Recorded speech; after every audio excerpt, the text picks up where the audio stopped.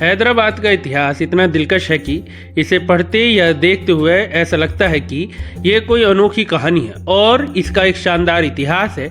और इस कहानी का सबसे दिलचस्प हिस्सा निज़ामों का शासन है, जो आर्ट, आर्किटेक्चर और विज्ञान के महान योगदानों से इतिहास के पन्ने को भर देता है। इसके सबूत शहर में फैले कई बेहतरीन मॉन्यूमेंट्स के रूप में देखे जा सकते हैं। ऐसा ही एक मॉन्यूमेंट जो अपनी शानदार भव्यता में आज भी कई सालों से अपनी ताकत को दिखाता रहा है, वह है दिलकश चौ मोहल्ला पैलेस। अस्सलाम वालेकुम दोस्तों, मेरा नाम है मोहम्मद उबैद खान और आप देख रहे हैं Ubaid Khan recording. Western side पर चौ मोहल्ला पैलेस के मुख्य एंट्री गेट पर एक घंटा घर है। इस क्लॉक टावर, जिसे खिलवत क्लॉक भी कहा जाता है, ये मीनार 3 मंजिल ऊंची है और इसमें आधे गुंबद के स्टाइल के सामान, मुगल स्टाइल की बालकनी और झरोके हैं। ये घंटा लगभग 250 से ज़्यादा सालों से चल रहा है। इसका रखरखाव बड़ी मैकेनिकों की एक विशेष परिवार द्वारा किया जाता है, जो घड़ी को चालू रखने के लिए नियमित रूप से कॉन्ग और गियर की जांच करते हैं।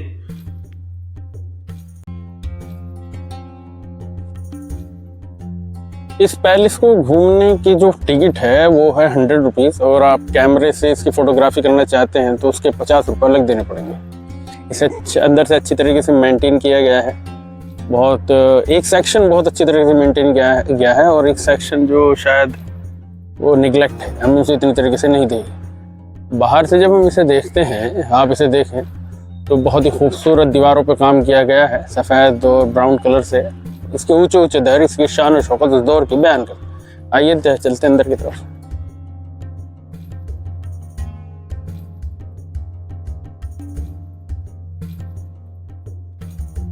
ये जो मेरे पीछे आप देख रहे हैं, ये बादशाह की मोहर हुआ करती थी। कुछ अंगूठी टाइप में कुछ हाथ से लगाई जाती है।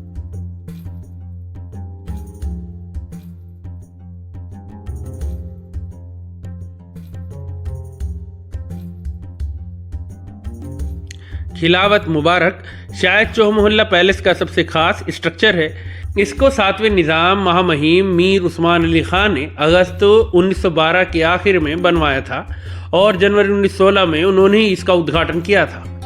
खिलवत मुबारक अपने आप में कई खासियतों को समेटे हुए है। ये जगह चौ मोहल्ला पैलेस का दिल है।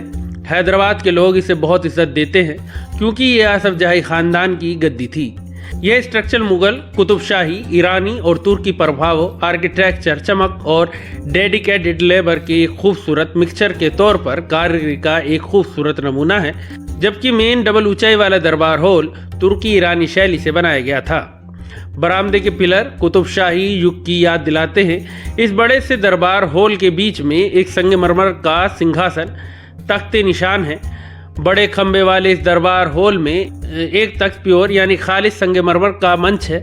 हॉल का इस्तेमाल ताजपोशी, बड़े फंक्शन और लोगों और पब्लिक ऑफिसर्स के साथ पब्लिक दरबार लगाने के लिए किया जाता था।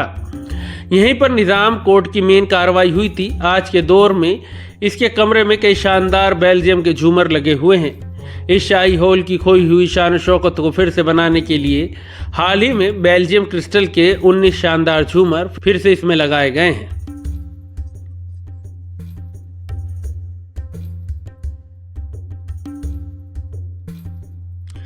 खिलवट की ऊपरी मंजिल पर पहुंचने पर उन्हें पेंटिंग, क्रॉकरी, कटलरी और हाथों से बनाए गए सामान की एक बड़ी सी एग्जीबिशन में ले जाया जाता है। विजिटर को देखने के लिए यहाँ बहुत कुछ है। विजिटर को अपना समय देने के लिए प्रोत्साहित किया जाता है। ऐसी शानदार चीज़ें यहाँ दिखाई गई हैं जो अतीत में पीछे ले जाती हैं, यानी कलाकृतियाँ शायद फिर कभी उनकी आंखों को न भाएं। चौ मोहल्ला नाम 4 महलों को दर्शाता है। चौ मोहल्ला पैलेस हैदराबाद के निज़ामों का महल है जो भारत के तेलंगाना में हैदराबाद में मौजूद है।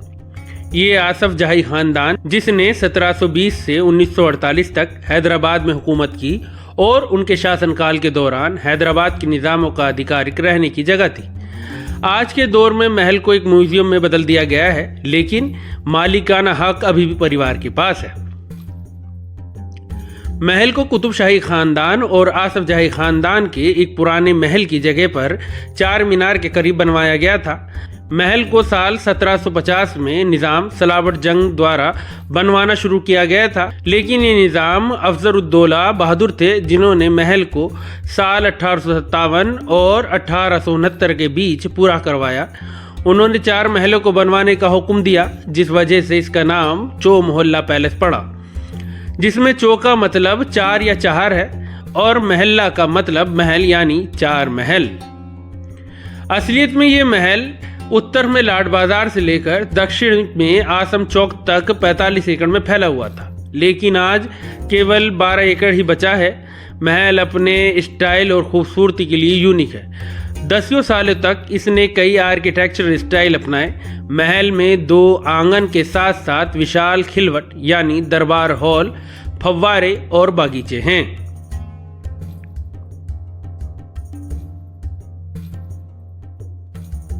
सहले खां महल के कलेक्शन से हथियारों का एक शानदार डिस्प्ले है। दीवारें तलवारों और विदेशी हथियारों, ढालों, बंदूकों, धनुष और तीरों के कुशलता से तैयार किए गए हथियारों की पूरी चेन से सजी है।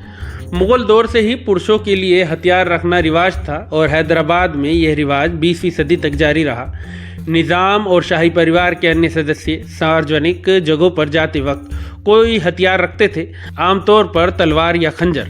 निज़ामों के पास अपनी निजी तलवारें थी। चौ मोहल्ला के शस्त्रागार यानी असलहा खाने में उस वक्त के सबसे अच्छे और सबसे महंगे हथियार हैं। तलवार, खंजर, भाले, तीर कमान, बंदूकें आदि। अब्बासी छठी निज़ाम की निजी तलवार थी। तलवार थोड़ी घुमावदार और पानी वाली स्टील की ब्लेड है, जिसके मुठ और मजबूत बिंदुओं पर उत्तम सोने की जड़ाई का काम है। नॉर्थ कोर्टयार्ड इस भाग में बड़ा इमाम है, जो पूरब की ओर मौजूद कमरों का एक लंबा गलियारा है, जो बीच वाले फव्वारे और तालाब के सामने है, जहां कभी प्रशासनिक विंग और शीशे अलाज, जिसका मतलब मिरर रिफ्लेक्शन होता है, मौजूद था। इसमें मुगल गुंबद और मेहराब है और कई फारसी एलिमेंट है। ये उस समय हैदराबाद में बनी इमारतों की खासियतें थी। 12 इमाम के सामने एक इमारत है जो इसकी कॉपी है। इन कमरों का इस्तेमाल कभी मेहमानों या खास लोगों के साथ आने वाले अधिकारियों के लिए गेस्ट रूम के तौर पर किया जाता था।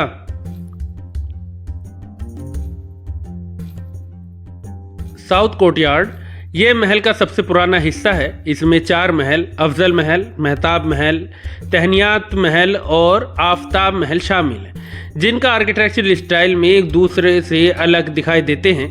महलों के बीच का कोर्टयार्ड यानी चौक एक तालाब और एक खूबसूरत बगीचे से सजा है। इन महलों में 2 गुने ऊंचे बरामदे हैं जो यूरोपीय शैली के खंभों से सजे हैं। आफताब महल और मेहताब महल में खंभे आइक्रोनिक क्रम में हैं, जबकि अफजल महल और तहनियात महल में क्रोथियन स्तंभ हैं।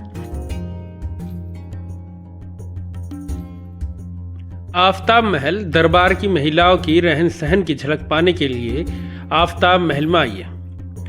कई तरह के सेलिब्रेशन और सामाजिक त्योहारों, शादी, विदाई, चाय पार्टी, तोहफों का लेन देन, बेहतरीन कपड़े और कढ़ाई के नमूने पहने पुतलों का इस्तेमाल करके खूबसूरती से दिखाया गया है।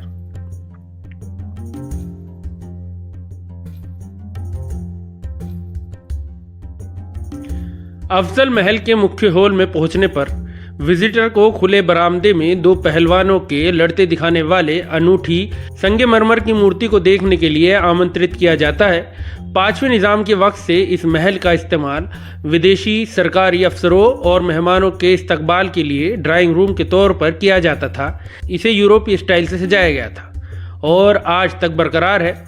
रॉयल ड्राइंग रूम को अफजल महल में अपना घर मिल गया है। इसके अलावा इसमें एक मेहताब महल जिसमें लाइब्रेरी है और चौथा महल तहनियात महल है। इनसे थोड़े आगे जाने पर एक म्यूजियम है जिसमें हैदराबाद के निज़ामों की लग्जरी कारें, मोटरसाइकिलें और भी कई तरह की सवारियां खड़ी हैं। 7वें निज़ाम ने अपने ख़ास ज़रूरतों के साथ कारों का एक बेड़ा आयात किया, जिन सभी पर शाही निशान थे। इन कारों में 1912 की एक रोल्स रॉय, सिल्वर गोस्ट, 1934 की एक फोर्ड टूरर, 1906 की 2 नेपियर, एक वॉल्सली और 1953 की एक पोकार्ड शामिल है। चौ मोहल्ला पैलेस में सन 2000 से इसकी प्रोटेक्शन और सफाई का काम शुरू किया गया था। एक दशक से भी ज़्यादा वक्त तक चले इस सफ़र में कई आर्किटेक्ट और एक्सपर्ट शामिल थे। इस पहल की शुरुआत राजकुमारी एसरा बिरगेन ने की थी। काम शुरू होने से पहले ये जगह लंबे समय तक इस्तेमाल में नहीं रही और वक्त के साथ इसकी हालत ख़राब होती गई। रेनोवेशन की परियोजना का मकसद इस शानदार महल परियोजना को बचाना और निज़ामों की शान और बहादुरी को डिस्प्ले करने वाले म्यूज़ियम के तौर पर आज के दौर के लोगों को जानकारी देने के लिए इसे इस्टेब्लिश करना था। आज का ये ब्लॉग हम यहीं ख़त्म करते हैं। आपको हमारा ब्लॉग कैसा लगा हमें कमेंट्स में ज़रूर बताएं और हमारी आने वाली वीडियो को देखने के लिए बेल आइकन के बटन को प्रेस करें, चैनल को लाइक करें, सब्सक्राइब करें। शब्बा खैर।